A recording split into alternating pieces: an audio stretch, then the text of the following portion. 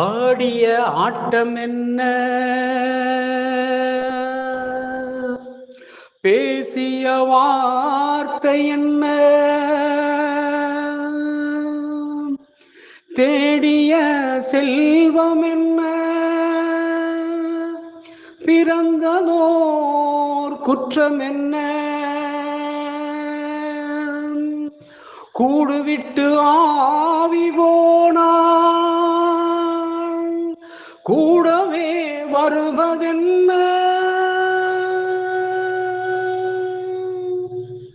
வீடு வரை உறவு, வீதி வரை மனைவி, காடு வரை பிள்ளை, கடைசி வரை யாரோ, கடைசி வரை யாரோ. ஆடுவரை ஆட்டம் ஆயிரத்தில் நாட்டம், ஆடுவரை ஆட்டம் ஆயிரத்தில் நாட்டம், கூடி வரும் கூட்டம் கொல்லி வரை வருமா,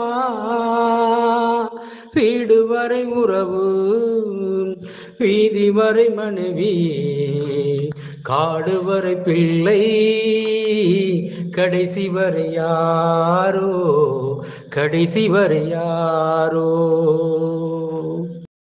அனைவருக்கும் உயராய்வு வேல் அலைவரிசையின் அன்பு வணக்கம். ஊரெல்லாம் கூடி ஒலிக்க அழுதிட்டு பேரினை நீக்கி பிணமின்றி பேரிட்டு சூறையும் காட்டினை கொண்டு போய் சுட்டிட்டு நீரினில் மூழ்கி நினைப்பு ஒழிந்தார்களே. இந்நில வாழ்வும் சேமித்த பொருள்கள் எதுவாயினும் அவை நிலையானது அல்ல. பிறப்பென்பது இருக்கும்போது மரணம் என்பது நிச்சயம் இருந்துதான் ஆக வேண்டும். இதை புரிந்தால்தான் வாழ்க்கையை கடக்க முடியும். என்ன இது உளறல் என்று கேட்கிறீர்களா? ஆம் மாணவர்களே, இன்று நம்முடைய அரங்கம் இடுகாடு அரங்கம். என்ன இந்த அரங்கம் என்று யோசிக்கலாம். நான் தேடியது ஒன்று, கிடைத்தது ஒன்று. ஆம் மாணவர்களே, கல்வி மட்டுமே சமுதாயத்தில் மிகப்பெரிய மாற்றத்தை ஏற்படுத்தி இருக்கிறது. பிணம் எரிக்கும் வெட்டியார்களை சந்தித்து ஓர் அரங்கம் நடத்த வேண்டும் என்று தேடினேன், கிடைக்கவில்லை. மாற்றம் புரிகிறதா? கல்வி தொழிலை மாற்றிவிட்டது.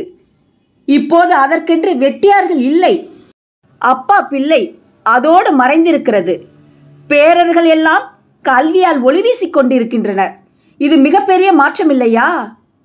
அப்படியே ஒரு சிலர் இருந்தாலும் இது கடைசி தலைமுறையாகத்தான் இருக்கும். மாணவர்களே, சிந்தியுங்கள். அப்புறம் என்ன, கிடைத்ததை தேடிச் சென்றேன். ஆம், ஒரு இடுகாடு அழகிய பூங்காவாக காட்சியளிக்கிறது. காரைக்கால் பச்சூர் என்ற இடத்தில் இருக்கக்கூடிய இடுகாடு அது. வாருங்கள் மாணவர்களே, வாழ்க்கையை புரிந்து கொள்ள வேண்டிய இடம். அங்கே தந்தை செய்த தொழிலை 40 வருடங்களாக செய்து வரும் நகராட்சியால் அமர்த்தப்பட்ட எஸ். குமார் அவர்களையும், இடுகாடு காவல் செய்யும் ஜெயராஜ் அவர்களையும், மேலும் உதவிக்கரங்கள் மோகன் அவர்களையும் பச்சூர் இடுகாட்டில் சந்தித்தேன். மாணவர்களே, வாருங்கள், வாழ்க்கையை உணர்வோம். 6 அடி நிலம் மட்டுமே சொந்தம் என்கிறோம். இல்லை இல்லை, 6 அடி நிலம் கூட சொந்தமில்லை. அடக்கம் செய்த அடுத்த சில நாட்களில் வேறொரு பிணங்கள் அடக்கம் செய்யப்படுகிறது. இது நான் சொல்லவில்லை, அடக்கம் செய்யும் தொழிலை செய்யக்கூடிய குமாரால் உணர்ந்து சொல்லப்பட்ட வாசகம் இது. அவருடைய அப்பாவும் மனைவியும் அங்கே அடக்கமாகி இருக்கிறார்கள். அந்த இடுகாட்டை சுற்றி வந்தேன். ஒரு பக்கம் பிணங்கள் அடக்கம் செய்யப்பட்டு விளக்குகளால் எரிந்து கொண்டிருக்கிறது. இன்னொரு பக்கம் அனாதை பிணங்கள் அடக்கம் செய்யப்படும் இடங்கள். இங்கு யாரும் அனாதை பிணங்கள் இல்லையாம். அனாதை பிணங்களாக வரக்கூடியவர்களுக்கு இவர்களே சடங்குகள் செய்யப்பட்டு இவர்களால் அடக்கம் செய்யப்படுகிறது. இன்னொரு பக்கம் கொரோனா நோயாளிகள் அடக்கம் செய்யப்படும் இடம். இன்னொரு பக்கம் எரியூட்டும் இடம். பிறகு என்ன? அடுத்த இடம் என்ன தெரியுமா? அடக்கம் முடிந்து பங்காளிகள் பங்கு போடும் இடம். எல்லாவற்றையும் கண்டு தெளிவான சிந்தையுடன் உங்களோடு பகிர்கிறேன். அன்பர்களே, நண்பர்களே, மரணம் கண்டு பயம் வேண்டாம். உறங்குவது போலும் சாக்காடு, உறங்கி விழிப்பது போலும் பிறப்பு. இவ்வளவுதான் வாழ்க்கை. இதில் நாம் என்ன செய்ய வேண்டும்? நம் வாழ்க்கை நம் கையில்தான் இருக்கிறது. மாணவர்களே, நன்கு சிந்தியுங்கள். இந்த உலகத்தில் உடல் அழியலாம், செல்வம் அழியலாம், இளமை அழியலாம். ஆனால் கல்வி மட்டும் அழியாது. கல்வியால் மட்டுமே உயர்வோம். வாழ்க்கை நன்கு நகரும். வாழும் வரை வாழ்வோம். வாழ்ந்துவிட்டு நல்ல விடயங்களையும் நல்ல எச்சங்களையும் நல்ல மிச்சங்களையும் நம்முடைய அடுத்த தலைமுறைக்கு விட்டு செல்வோம். மாற்றம் என்பதே மாறாதது. வாழும் வரை வாழ்க்கை. ஆனாலும் வீழ்வது நாமாக இருந்தாலும் வாழ்வது தமிழாக இருக்கட்டும்.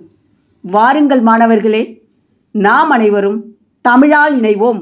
உங்களின் நான் முனைவர் சே. அஜிதா, துறை தலைவர், தமிழ் உயராய்வுத்துறை, திருவிக அரசு கலைக்கல்லூரி, திருவாரூர். நன்றி, வணக்கம். அனைவருக்கும் வணக்கம். ஆடி அடங்கும் வாழ்க்கையடா, ஆறடி நிலமே சொந்தமடா, முதலில் நமக்கெல்லாம் தொட்டிலடா, கண்மூடினால் காலில்லா கட்டிலடா. பிறந்தோம் என்பதே முகவுரையாம், பேசினோம் என்பதே தாய்மொழியாம், மறந்தோம் என்பதே நித்திரையாம், மரணம் என்பதே முடிவுரையாம். சிரிப்பவன் கவலையை மறக்கின்றான், தீமைகள் செய்பவன் அழுகின்றான். இருப்போம் என்பவன் கண்களை இறந்தவன் அல்லவோ திறக்கின்றான். வகுப்பான் அதுபோல் வாழ்வதில்லை, வந்தவர் யாரும் இழைத்ததில்லை. கொடுப்பார் சிலரதை சுவைப்பதில்லை, தொடுங்குவார் சிலரதை முடிப்பதில்லை. மரணம் மனிதன் பிறக்கும் போதே எழுதப்படும் ஒரே உத்தரவாதம். அவரவர் வாழ்வதற்கும் வசதிக்கும் புண்ணியத்திற்கும் பாவத்திற்கும் அதிர்ஷ்டத்திற்கும் துரதிர்ஷ்டத்திற்கும் ஏற்றாற்போல் முன்னும் பின்னுமாய் மாற்றி நிகழும் மாறிலி. மண்ணால் பிறந்த மனிதா நீ மண்ணுக்கே திரும்புவாய் என்றது வேதம். ஆவி பிரிந்த கூடு அழுகி நாரிடும் முன் அடைக்கலம் கொடுக்க காத்திருக்கிறேன் நான் சுடுகாடு. இந்த அருமையான நிகழ்ச்சியை ஏற்பாடு செய்திருக்கும் திருவிக அரசு கலைக்கல்லூரி தமிழ் உயர் ஆய்வுத்துறை தலைவர் முனைவர் அஜிதா அவர்கள் மற்றும் வேல் அறக்கட்டளையின் சார்பில் அனைவரையும் இந்த அரங்கத்திற்கு வருக வருக என வரவேற்கிறோம். வாருங்கள் உறவுகளே, காணொளிக்குள் செல்வோம். நான் உங்கள் அமிர்தினி. நன்றி, வணக்கம். ஜென்மம் நிறைந்திட சென்றவர் வாழ்க, சிந்தை கலங்கிட வந்தவர் வாழ்க, நீரில் மிதந்திடும் கண்களும் காய்க, நிம்மதி நிம்மதியூகிடம் சேர்க. ஜனனமில்லாதொரு பூமியும் இல்லை, மரணத்தை போல் ஒரு பழையதும் இல்லை. இரண்டுமில்லாவிடில் இயற்கையும் இல்லை, இயற்கையின் ஆணைதான் ஞானத்தின் எல்லை. பாசம் உலாவிய கண்களும் எங்கே, நேசம் துலாவிய கைகளும் எங்கே, தேசமலாவிய கால்களும் எங்கே, தீயுண்டதென்பது சாம்பலும் எங்கே. கண்ணில் தெரிந்தது காற்றுடன் போக, மண்ணில் பிறந்தது மண்ணுடன் போக. பிறப்பு இல்லாமல் நாளொன்றும் இல்லை, இறப்பு இல்லாமல் நாளொன்றும் இல்லை.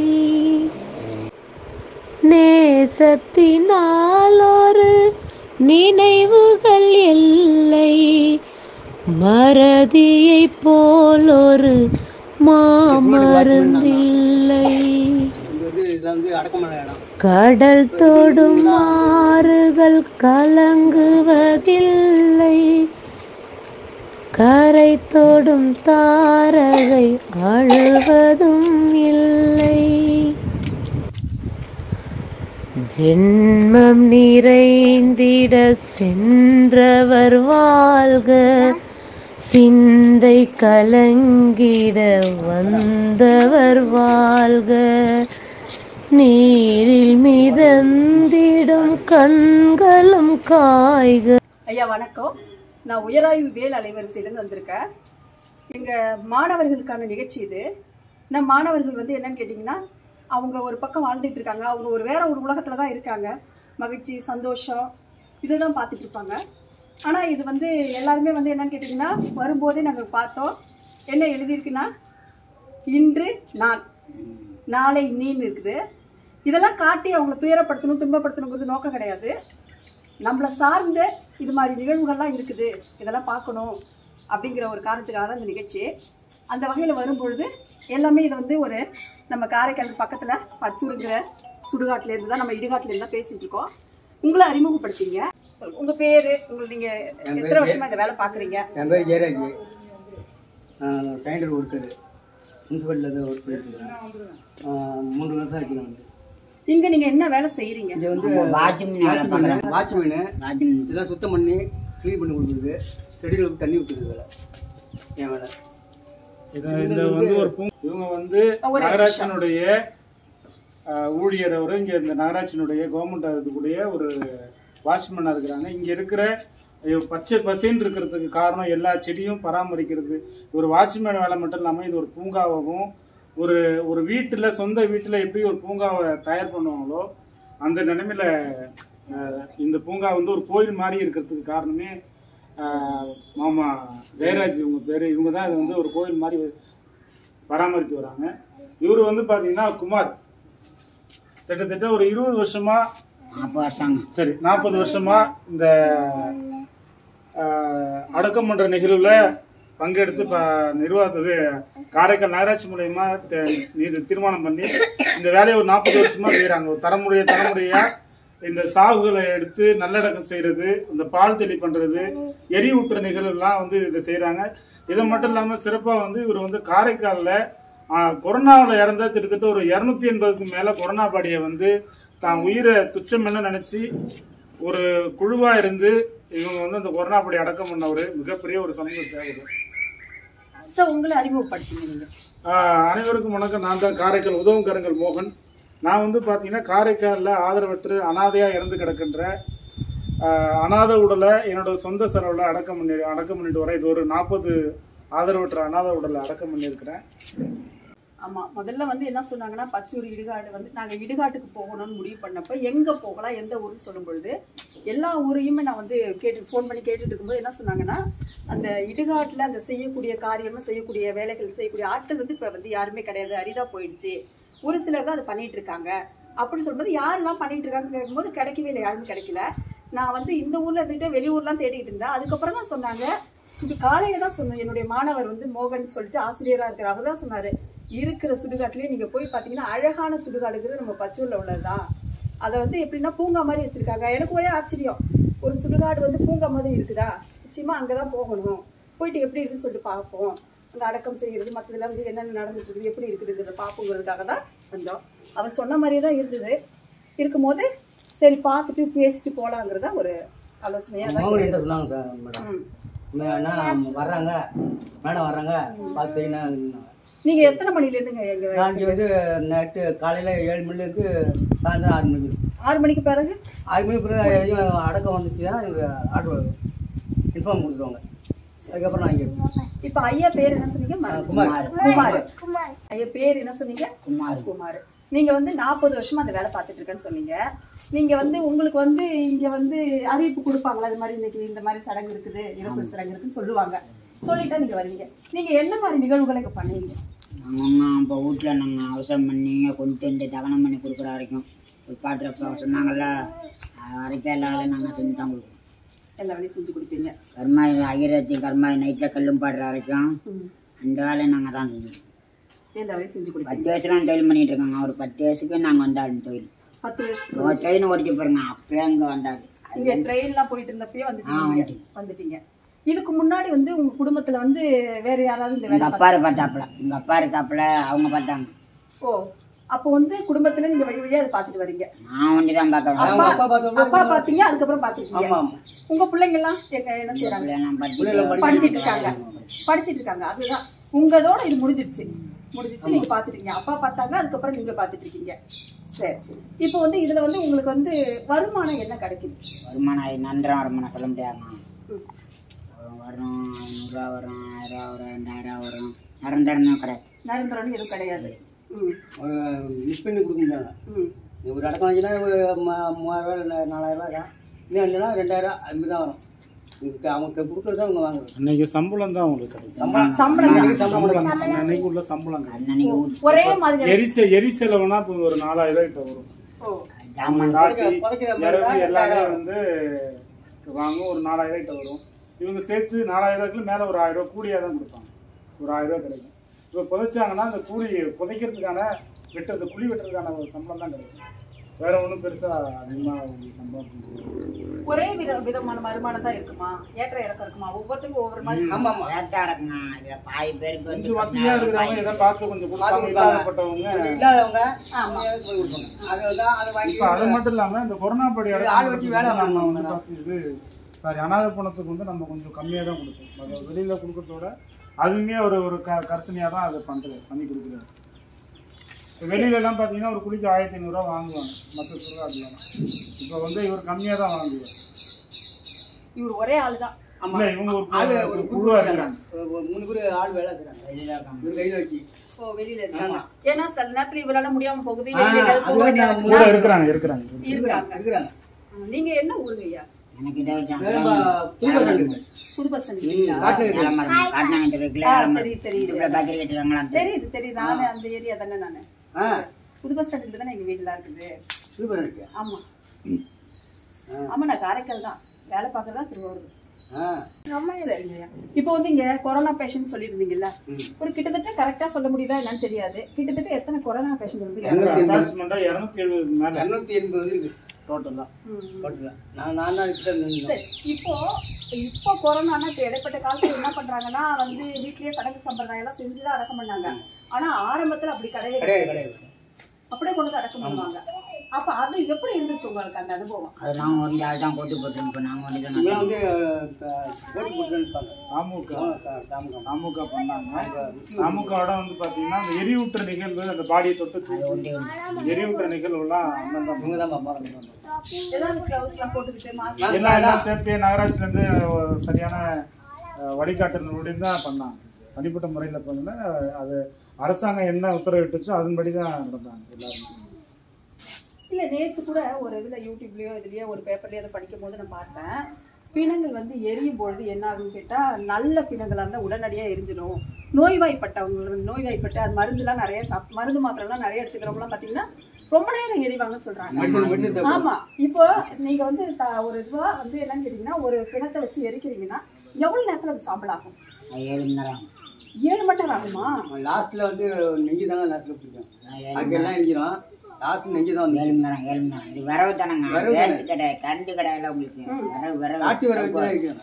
அதுக்கு ராட்டி காலாடுப்பு மாதிரி கல்லுக்கால அடுப்பு காட்டுறாங்களா, காலாடுப்பு மாதிரி. இது என்ன? இதுதான் மிஷின் ஏற்றி கட் ஆயிட்டுங்க. பர்னாடு விரவு இருக்கு. மிஷின் வந்து வச்சாங்க. இது வந்து இது ராட்டி வர ஏற்றி அதுக்கு இறக்கி போட்டு ராட்டி கடை விரவு மட்டும் கொட்டி எடுத்தோம். கட்டாட்டை இறக்கி மேலே விட்டு பாடி தூக்கி உள்ள வச்சிடணும். இந்த கட்டத்தை வந்து பார்க்கலாமா? பாடி சரியா இல்லை, கட் ஆயிடுச்சு. மேல லாக்கு கல்லெல்லாம் இதுதான் பாடி வரும். கம்பி போட்டு மூடிட்டாங்க. மாதிரி இருக்கும். அந்த பாடி உள்ள வச்சு உள்ள தள்ளி இதுதான் பாடி. இது கால் மாடு, அது தலைமாடு. ஓ, இதுதான் கால் வைக்கிறாங்க.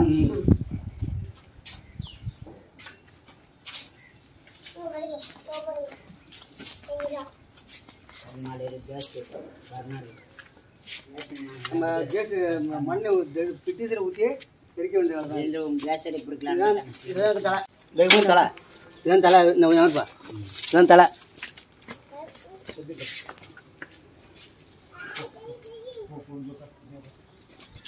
இங்க தலை அங்க கால் கால் மட்டும் அதில் வச்சுட்டு நீங்க என்ன பண்ணணும்? வச்சுட்டு நாங்கள் விரவை கொட்டிட்டு 8 மூட்டை கொட்டணும். விரவு மேலே ஏறி 8 மூட்டை கொட்டணும். கேக்கு மாதிரி வெட்டணும். அதை வெட்டி ஒரே அளவா வெட்டணும். ஆமாம் அளவு வெட்டி கொண்டு கொட்டிக்கணும். 8 மூட்டை கொட்டிட்டு இதில் வந்து டீசலை ஊற்றிட்டு டீசல் ஊற்றணும். ஊற்றிட்டு வெளியே விட்டோம்னா அந்த காற்று வழியாக வந்து வரையலாம். செஞ்சுட்டே இருக்கும். கட்ட கட் பண்ணி போடுவோம். கட் பண்ணி போட்டுட்டே ஓ, இருக்கும். இந்த சைஸ்ல கட் பண்ணி போடணும். ஆமாம் இந்த அளவுல கட் பண்ணி. இதை கட் பண்ணணும். அதான் வரவு. இப்போ விரவு எல்லாமே இதே சைஸ்ல இதே கட் சைஸ் தான் பண்ணணும். வரணும். இத கட் பண்ணிட்டு அதுல அதில் போட்டுடணும். கொட்டிட்டு 8 மூட்டை விரவு அதுல இதே மாதிரி கட் போட்டுட்டு இந்த வேலையை யார் செய்வா? இவங்க தான் செய்வாங்க. இதுவே ரொம்ப நேரம் ஆகும் இந்த வேலை பாக்குறதுக்கு. பாடி வரதுக்கு இவங்க செய்யறதுக்கு கரெக்டாக இருக்கும். ஓ, வரதுக்கு முன்னாடி நீங்க இதெல்லாம் ரெடி இதெல்லாம் பண்ணி நாங்கள் ரெடி வச்சுக்கணும். பண்ணி வைக்கணும். ஓ, இது உள்ள கொட்டிட்டா அதுக்கு அதன் பிறகு என்ன நடக்கும்? அங்கே வந்து ஒரு பட்டன் ஒன்று இருக்கும். அங்கே ஒரு பட்டன் ஒன்று இருக்கும். அதை தட்டி விட்டு இதை மண்ணை ஊற்றி விட்டு கொளுத்தி விட்டு தான் டீசல் ஊற்றி சும்மாரி கேஸ் மாதிரி கேஸ் மாரி அது மோனா அந்த கேட்டு இந்த கழுவு தந்து விட்டுருது. இதில் இங்க இருந்து இந்த பாருங்க இந்த பழைய இருக்குங்க. இதில் ஒரு பட்டன் ஒன்று அந்த பட்டனை தட்டி விட்டோம்னா ஓ, இந்த பட்டன் தட்டி கேஸ் மாரி வெளியாகும். ஓ, வெளியாகுச்சுன்னா நேராக அது வந்து ஊனா தண்ணி தொட்டி அங்கே போயிட்டுங்க. அங்கே அப்படியே வெளியே அந்த அதாவது இப்போ கிடையாது. ஒரு கால 10 வருஷம் ஆகுது. தார் அடிக்கணுமே, தார் ஊற்றுமா இருக்குமே அந்த மாதிரி இருக்கும். அது மாரி பயில போய் என்ன செய்யும், தலைமாட்டில் போய் தலையில் போய் எரியும்.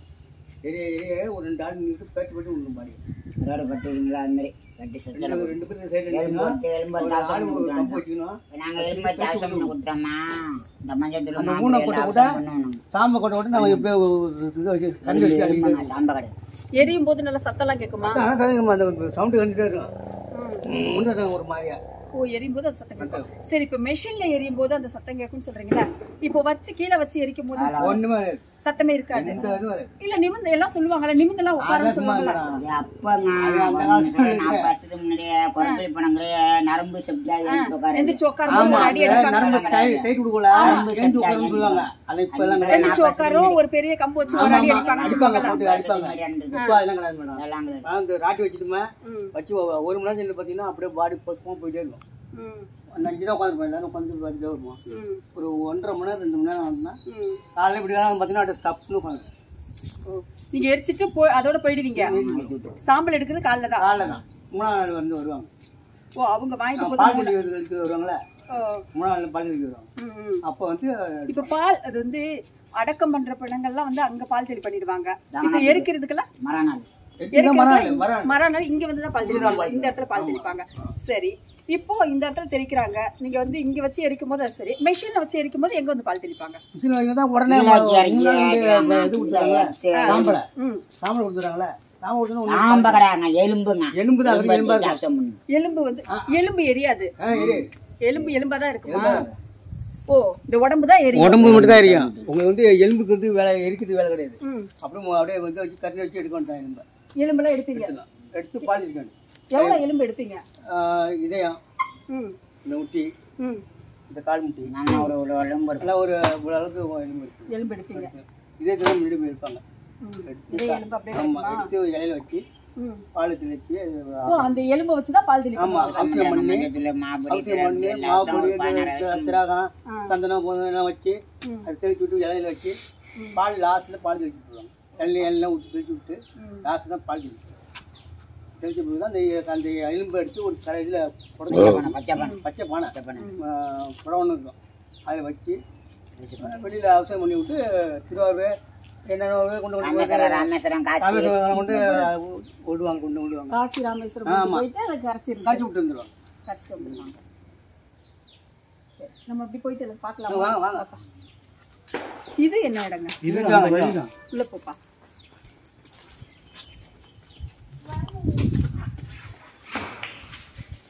மேடம் இது வந்து சம்பளம் பிடிக்கிறேன் மேடம். அடக்கம் பண்ணுறாங்க. அடக்கம் பண்ணுறது இங்கே உட்காந்து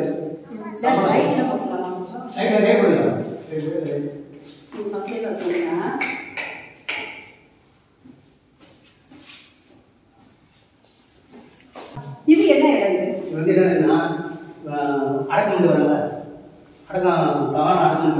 வந்தோடனே இது வந்து வெளில சம்பளம் போட்டுறோம். இது வந்து வெளில கட்டி யாருக்கு அமௌண்ட் கொடுக்கணும், போனவங்களுக்கு தொழிலாளர்களுக்கு சம்பளம் கொடுக்குறது, வாட்ச்மேனுக்கு என்ன கொடுக்கணும், அதை வந்து இவங்க செலவு பண்ணுற இடம் இல்லை. இப்போ அடக்கம் வராங்கல்ல, எடுத்துட்டு வராங்க. அவங்க வந்து ஏதாவது வந்து பட்டு சாதனை கூட சாப்பிட்டிருப்பாங்க, பட்டு வேஸ்ட்லாம் சாப்பிட்டிருப்பாங்க. சில நேரத்தில் வந்து வேற ஏதாவது நகை கூட போட்டு பண்ணியிருப்பாங்க. அதெல்லாம் அப்படியெல்லாம் வச்சு பண்ணுவாங்க. அதெல்லாம் அவங்கள உடனே கைட்டு இவங்க ஒப்படைச்சாங்க. ஓ, அந்த வேஸ்ட்லாம் எடுத்துவாங்க. நகைலாம் கேணிலாம் போடுறாங்க. அதெல்லாம் வந்து இவங்க கைட்டு இங்கே போயிடலாம். ஏதாவது பார்க்க வேண்டிய எடுங்க, அந்த இடத்த காட்டுறேன், அனாதை பாடி காட்டுறேன். இல்லை, இங்கே வந்து இப்போ ஒன்று ஒன்றா சொல்கிறீங்கல்ல, அங்கே கொரோனா உங்களுக்கு பேஷண்ட்டுக்கு நோயாளிகளுக்கு அந்த இடம், இப்போ வந்து இது இருக்கிற இடம், அதுக்கப்புறம் அனாதைகளாக வராங்கல்ல, அவங்களுக்கு ஏதாவது தனியாக இடம் நீங்கள் சாமிலாம் அதான்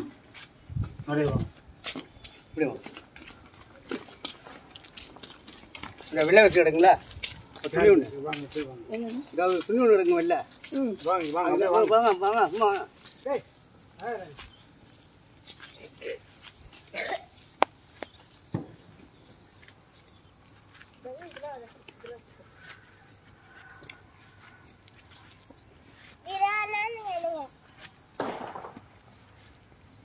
வாங்க மேடம். இதெல்லாம் வந்து அனாதை பகுதி இடம். இது ஃபுல்லாகவே அனாதை பகுதி. இந்த சைடு ஃபுல்லாக அனாதைக்குள்ளு. இதுதான் பகுதி இடம். அனாதைகளுக்குன்னு வேற மூணாவது பால் தெரியாது இதெல்லாம். அப்போ எல்லாமே நடக்கும். ஆனா அவங்க சொந்த பந்தம் இல்லாம அதை நீங்க பண்ணிடுவீங்க. நாங்க பண்ணிடுவோம். நீங்க பண்ணிடுவீங்க. இந்த இது வந்து காரைக்கால் கடல்ல விழுந்து யாருன்னு தெரியாத ஒரு அனாதை பாடி. அது வந்து கந்தாஸ் ஹோட்டல்கிட்ட இறந்து போன ஒரு வயதான ஒரு ஹோட்டல்.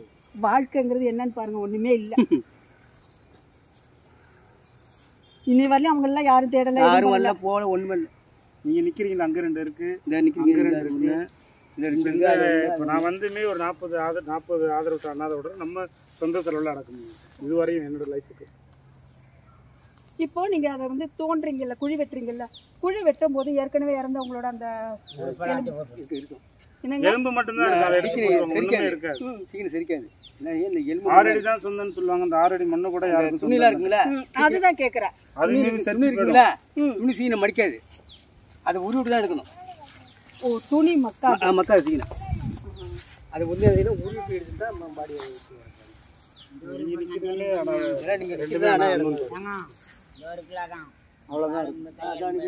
ஒரு வருஷம் 2 வருஷம் அந்த எலும்பு மட்டும் எடுத்துருவாங்க. கிட்டக்க வாங்க. எலும்பு இதாடா, இதான் எலும்பு.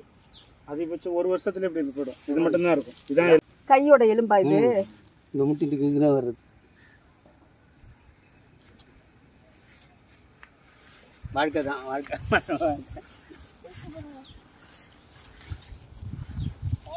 இது எல்லாமே ஃபுல்லா அந்த இடம் தான். எல்லாமே இதுதான் நம்ம ஏரியா பச்சூர் ஏரியா, காரைக்கால் மேடு, காரைக்கால் எல்லாம் உள்ளது.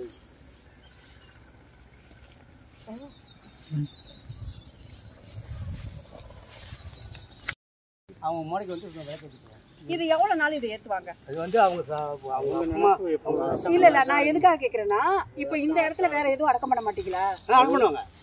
அதுக்கு தான் கேக்குறேன், எவ்வளவு நாளுக்கு இது முடிஞ்சிருந்தா அது இந்த பாடி சமாதி கீழே உட்காந்து வந்தீங்களா, அடுத்த ஆள் வச்சு அடக்கம் பண்ணுவோம். அதுக்கு தான் கேக்குறேன். பொதுப்பட சொல்லுவாங்க, யாருக்குன்னு நிரந்தரமான இது கிடையாது. இது வந்து பொதுப்பட சொல்லுவாங்க, யாருக்கு நிரந்தரம் கிடையாது, கவர்மெண்ட் தனிப்பட்ட நபருக்கு இல்ல கிடையாது, யார் வேணாலும் அடக்கம் பண்ணலாம். ஆனா இது மாதிரி விளக்கு ஏத்தலாம், ஏத்தலாம், ஏத்துறதுக்கு உண்டு, அனுமதி இருக்குது. இது எங்க ஆபீஸோட பொண்டாட்டி வந்தாங்க, தங்கத்தான் இருக்குங்களா, நம்ம ஆத்துக்கு அந்த அவர் திருப்பி பேசி அவரோட ஒய்ஃப் தான் இருந்தவங்க. அவர் பையன் வந்துட்டு இப்போ வருவார், இப்போ கொஞ்சம் நேரம் வந்து அந்த விளக்கத்து. அங்க ஏதோ தண்ணி தெரியுது, அது என்னங்க? அது வந்து தொட்டி தண்ணி. எங்க வந்து அடக்கம் பண்ணுறோமா, தகவல் அடக்கம் பண்ணுறோமா, பாட்டிலுக்கு தண்ணி வைப்பாங்களே, அது தண்ணி வச்சு கழுவு ஊற்றி போயிட்டு இப்போ செட்டு செடி போடுறோம், செடி போடுவோம், அவன் செடி எல்லாம் போடுவோம், எல்லாம் போடுவோம். சின்னதாக நீங்கள் பார்த்தீங்கன்னா ஆமாம், நாங்கள் பார்த்தீங்கன்னா ஆனால் பார்த்தீங்களா கத்திரிக்காய் இது வந்து எல்லாம் தாமமாக வைக்கிறாங்க. இது எவ்வளோ நாள் ஆகுது? இது வந்து 2-3 வருஷம் ஆகிடுது. 3 வருஷமாவே அவங்க வந்து இந்த இடத்துல விளக்கு போட்டுட்டு இருக்காங்க. அவங்க ஆசாரியார் அவங்க ஒய்ஃபு தான் இந்த படத்தில் வந்து மூடையில் இருப்பாங்க. இந்த கோவில் காட்டுறாங்க அவங்க ஒய்ஃபு ஆசாரி யார் அடக்கம் பண்ணிட்டாங்க? அவங்க ஒய்ஃபு அடக்கம் பண்ணிட்டாங்க. அவரோட மச்சான் அந்த இடம். இதான் வந்து எல்லாம் தானம் அடக்கம் பண்ணுறாங்க.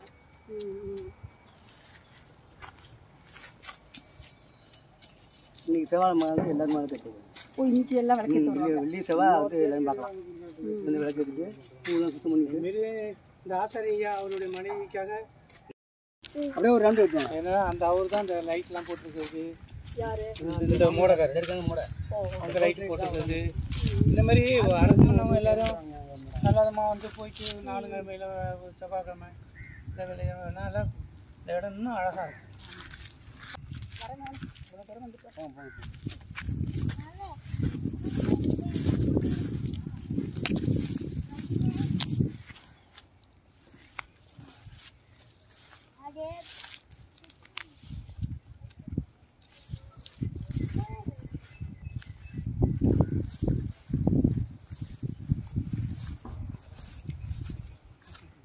வந்து எல்லாமே கேட்பாங்க.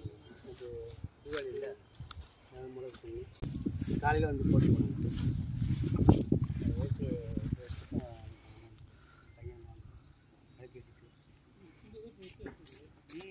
எல்லாமே அடக்க முடியாது. இடம் பத்தாம இடம் பத்தாதே போச்சு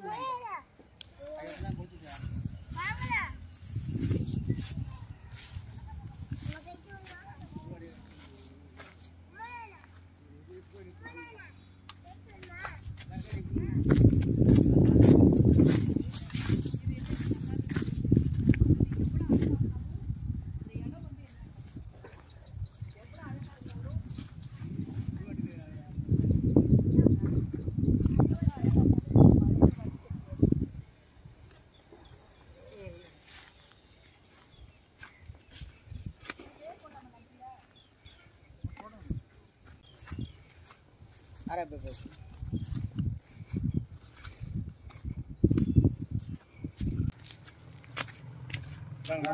தம்பி சொன்னா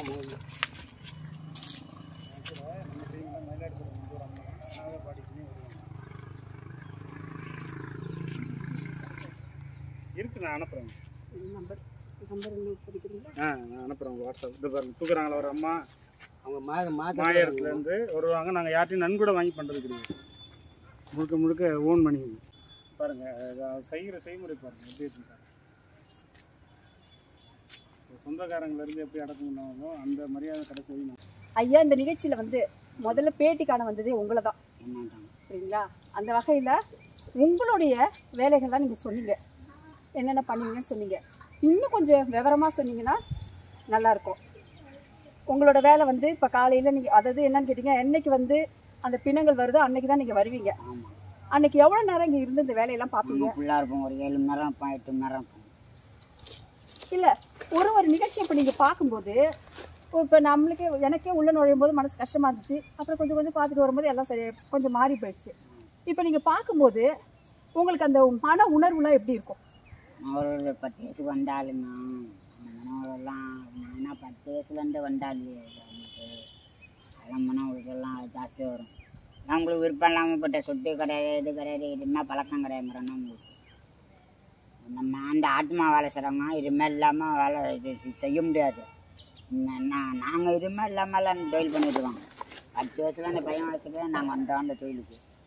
நான் சுத்தம் பண்ணி கொடுக்குறது, குளிப்பாட்டி கொடுக்குறது, இந்த அவசரம் பண்ணுறதுலேருந்து இந்த பழக்கமும் இல்லாமல் இந்த தொழில் பண்ணிட்டு இல்லை. இப்போ எப்படின்னா நீங்கள் சொன்னீங்கல்ல அப்பா செஞ்சாங்க அடுத்து நான் செஞ்சேன்னு. இப்போ நீங்கள் வாழ்கிற இடத்துல உங்கள் ஊரில் இது மாதிரி செய்யக்கூடியவங்களாம் இருக்காங்களா? கிடையாது, யாருமே ஆள் யாரு புது ஆள் தான் இருக்காப்பு. சரி, இந்த இடுகாடை விடுங்க, இந்த சுடுகாடை விடுங்க. இன்னும் போகிற வழியில் தக்கலூருங்கிற இடத்துல கூட ஒரு சுடுகாடெலாம் இருக்குது. இப்போ எல்லா இடத்தையும் வந்து என்ன பண்ணுறாங்கன்னா அப்பா செஞ்சு அதை வேலையை புள்ள செய்கிற மாதிரி செய்கிறாங்களா, இல்லை புதுசாக வந்து இப்போ நான் விசாரித்த வரையும் என்ன சொல்கிறாங்க இல்லைன்னா ஒரு ஊர்லேயே வந்து நாட்டாமை பஞ்சாயத்தை முடிவு பண்ணி யாராவது ஒருத்தவங்க அதை எடுத்து செய்வாங்க அப்படின்லாம் சொல்கிறாங்க.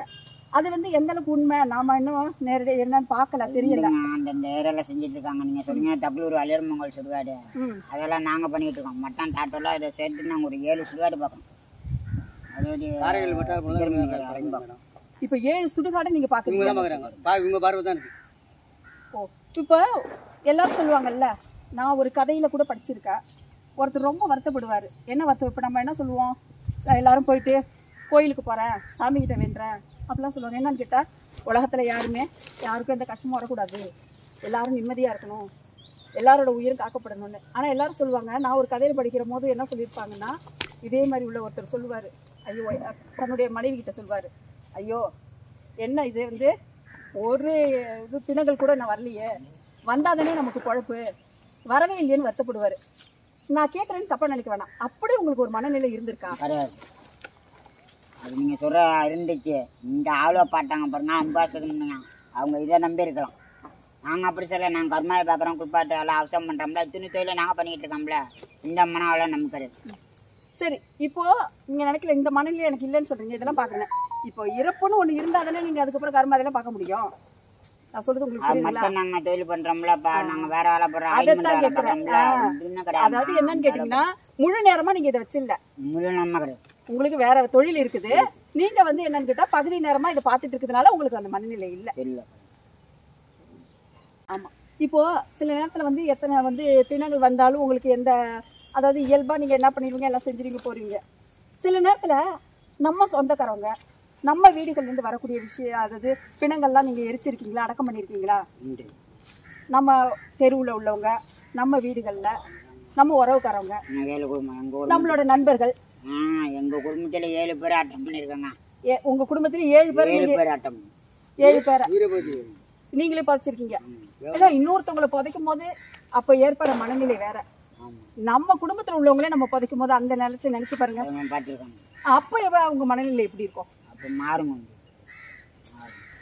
வரும், அழுகையெல்லாம் வரும், கண்ணீரெல்லாம் நம்ம தொடச்சிக்கிட்டு. நம்மகிட்ட சொல்கிறேன், நாங்கள் 10 வருஷம் தொழிலுக்கு வரங்க நாளுங்க, கண்ணீரை பார்த்து தான் நெஞ்சாலாம் நிற்கிறேன். நாங்கள் உங்களுக்கு தெரியுதா நான் சொல்ல பிடிக்கிறேன். கண்ணீரை பார்த்து இதெல்லாம் பார்த்து உங்களுக்கு இப்போ மறத்து போச்சு.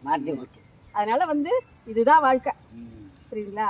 என்னமோ சொல்றாங்கல்ல, பிறப்புன்னு ஒன்று இருக்கிற அன்னைக்கே இறப்பு தீர்மானிக்கப்படுது. வேணும்னா இன்னும் சில பேர் வந்து முன்னாடி இறந்து போகலாம், நம்ம பின்னாடி போய்கிட்டு இருக்கோம், அவ்வளோதான்.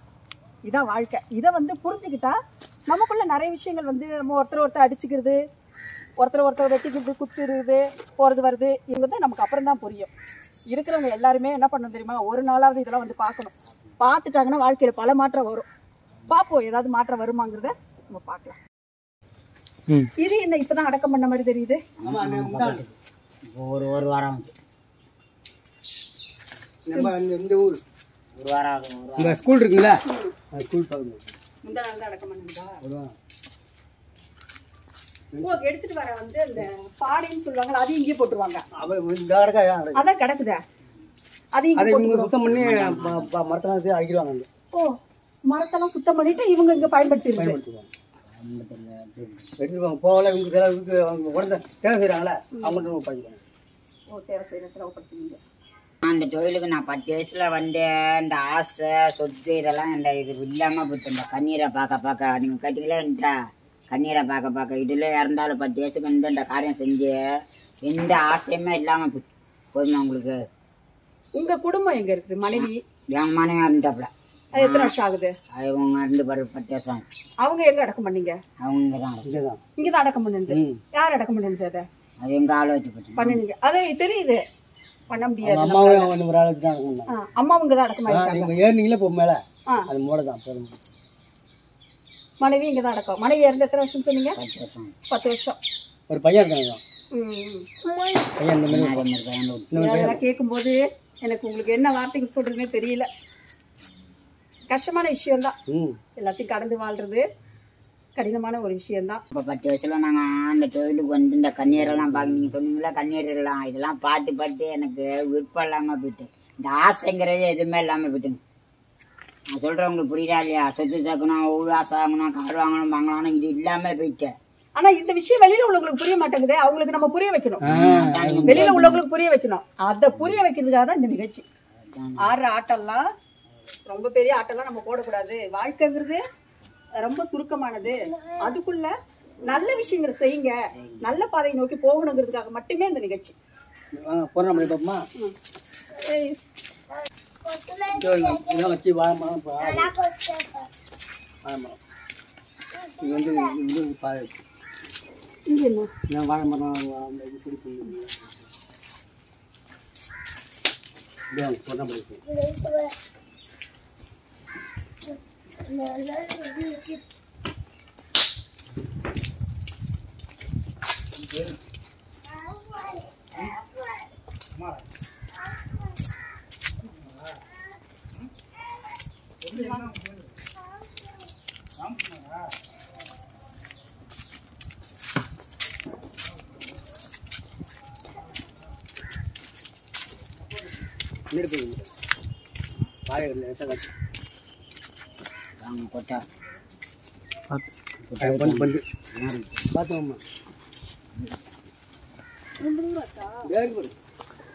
கட்டணம் அடிக்கிறாங்க புதுசா அது கொரோனா படிக்காக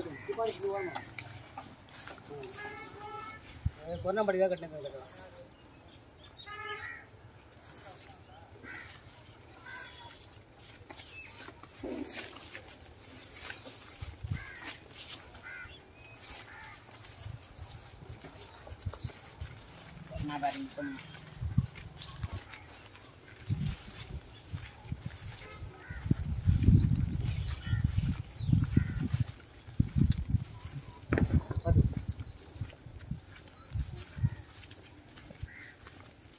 கொரோனா படி கட்டினாங்க. அதான் அந்த நிற்கிறாங்க. அதான் அங்கே நிற்கிறாங்க. அதுதான் இருக்குது கொரோனா பண்ண இருக்கிற இடம். நிற்கிற இடம் குமார் அதுதான் இருக்கிற இடம். இப்போ இதெல்லாம் இது இப்போ கட்டிட்டு இருக்கிறாங்க. கட்டின பிறகு தான் இது வந்து உள்ள இருக்கிற மாதிரி கேஸ் வச்சு இருக்கிற மாதிரி நிற்கிற பிறகு அதுதான் இருக்கிற இடம் ஃபுல்லாக கொரோனா படி இருக்குது.